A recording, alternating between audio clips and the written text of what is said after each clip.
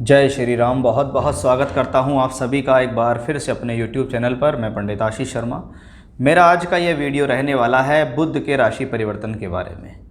वैसे तो सामान्यतः बुध 15 से 20 दिन के अंदर एक राशि को परिवर्तन कर देते हैं, लेकिन इस बार बुध की यह स्थिति लगभग 70 दिनों तक इसी राशि में रहने वाली है।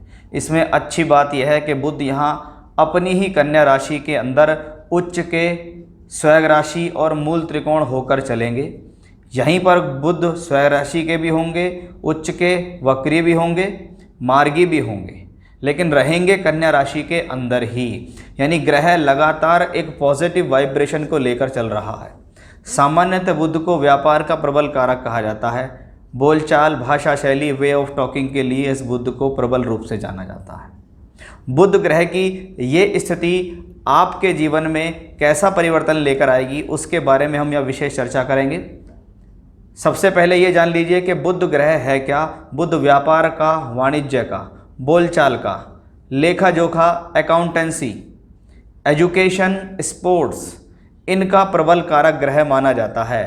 अगर आपके जीवन में आप व्यापारी हैं, आपकी बोलचाल अच्छी है, तो बुध कहीं ना कहीं आपके लिए बहुत बेहतर ही होगा आपकी कुंडली के अंदर। ऐसा ग्रह जब ब्रह्मांड में उच्च का हो जाता है तो उस ग्रह के कारकत्व में वृद्धि होती है। आपने बहुत बार सुना होगा कि बुध उच्च के हो गए, ग्रह नीच के हो गए। बुध उच्च का है तो बुध के कारकत्व में वृद्धि है, बुध नीच का है तो बुध के कारकत्व में कमी है। यानी ग्रह का उच्च का होना उसके कारकत्व में वृद्धि करता है, ग्रह का नीच का होना उसके कारकत्व में कमी कर देता है। ये होता है ग्रहों के परिवर्तन या ग्रहों की स्थितियों का फल। अब यहाँ बुध होंगे कन्या के अंदर। लगभग 21 अगस्त को बुध का राशि परिवर्तन होगा और बुध सिंह राशि से निकलकर कन्या राशि के अंदर, अपनी स्वयं राशि के अंदर पहुंच जाएंगे। लगभग 2 अक्टूबर तक 26 अक्टूबर तक ये कॉम्बिनेशन इसी अवस्था में, इसी राशि में रहेगा। बीच में देखें तो 10 सितंबर से लेकर 2 अक्टूबर के बीच में बुध वक्री भी होंगे। यानी उस समय ये ग्रह वक्री होगा, ब्रह्मांड के अंदर चेष्टा बल से भरपूर होगा, क्योंकि वक्रत्व ग्रह को कहते हैं शक्तिशाली ग्रह।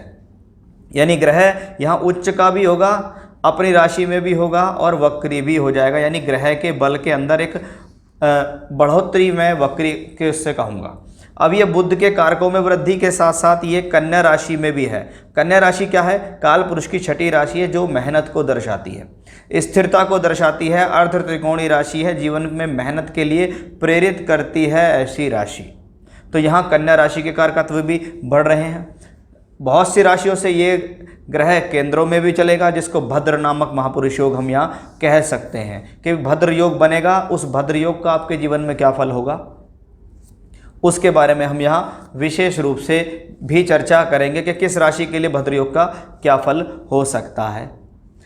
साथ ही साथ आप ये देखेगा कि जिन व्यक्ति विशेष को बुध से संबंधित महादशा अंतर प्रत्यंतर चल रही है, उनके लिए प्रभाव ज़्यादा होगा। साथ ही साथ बुध के कार्य करने वाले ग्रह पे एजुकेशन से जुड़ा हुआ कार्य है, बोलचाल जहाँ बहुत ज़्यादा जुड़ी होती हो, अकाउंटेंसी है, सीए है, स्पोर्ट्स पर्सन है, उन पे इसका ज़्यादा प्रभाव पड़ने वाला है। इसके अंदर होते हैं 3 नक्षत्र कन्या राशि में, उत्तरा, फाल्गुन, हस्त और चित्रा।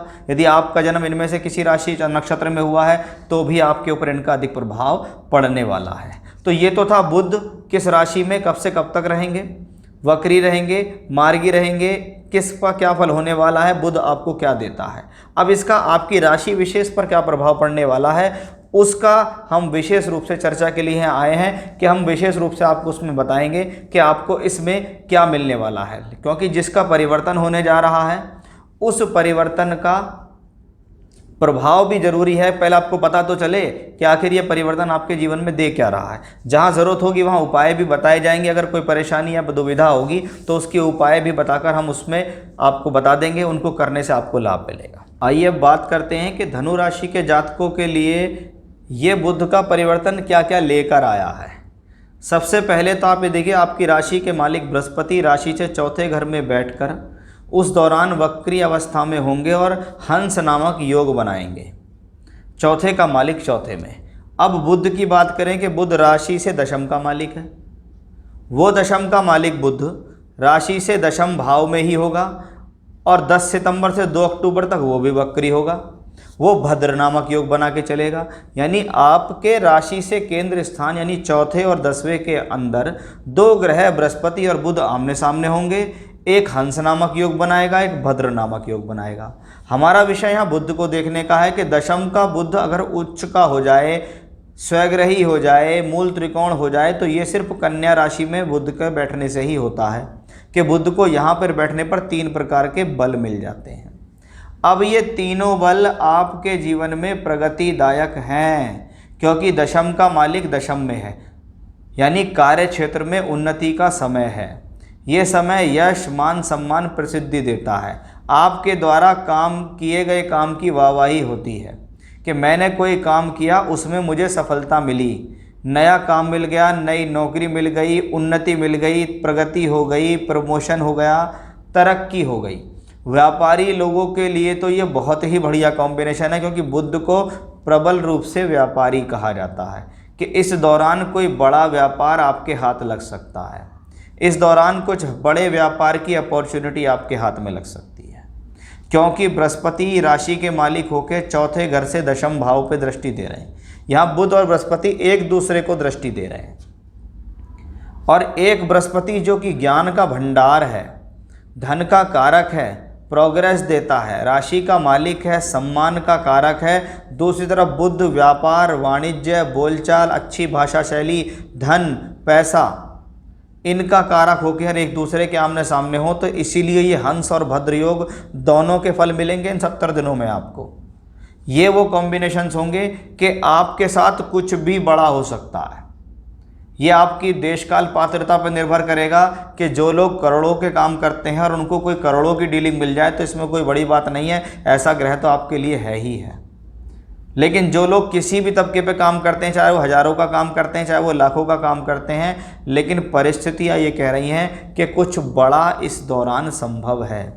सप्तम का मालिक भी है बुध, सप्तम भाव पद प्राप्ति का है कि जहाँ पर नौकरी कर रहे हैं या व्यापार कर रहे हैं वहाँ आपको कोई अच्छा सम्मान मिलने के योग बनेंगे। सप्तम भाव शादी कराने में सक्षम है, विवाह से संबंधित स्थितियों को बेहतर कराने में सक्षम है। ये समय आपके जीवन में खुशहाली लेकर आएगा, क्योंकि 2 ग्रह दोनों स्वराशि के एक दूसरे को देखते हैं, वो चौथा और 10वां, यानी ज़्यादा काम कहाँ के होंगे, चौथे और 10वें के। भूमि, जमीन, जायदाद, प्रॉपर्टी से संबंधित सुख दे सकता है ये ग्रह। कार्य क्षेत्र में तरक्की दिलाएगा, जनता का सहयोग दिलाएगा, बाहर के लोगों से आपकी गुडविल को बढ़ाएगा। यानी कुल मिलाकर बुध ग्रह का यहाँ होना, बुध ग्रह का यहाँ वक्री होना और बृहस्पति से दृष्ट होना सभी प्रकार से आपके लिए एक अच्छी स्थिति को बयान कर रहा है। यानी गोचर ने तो अपना काम कर दिया, अब अगर आपकी दशा भी फेवरेबल है तो आप इसमें अवश्य ही कुछ बड़ा प्राप्त कर जाएंगे। तो कुल मिलाकर धनु राशि के जातकों के लिए बहुत अच्छी स्थिति यहाँ बनी हुई है। ये बुध अवश्य ही आपको कुछ देने वाले ग्रह बनेंगे। फिर से इसी प्रकार की जानकारी लेकर आपके सामने हाजिर होऊंगा मैं। तब तक के लिए बने रहिएगा मेरे साथ। जय श्री राम।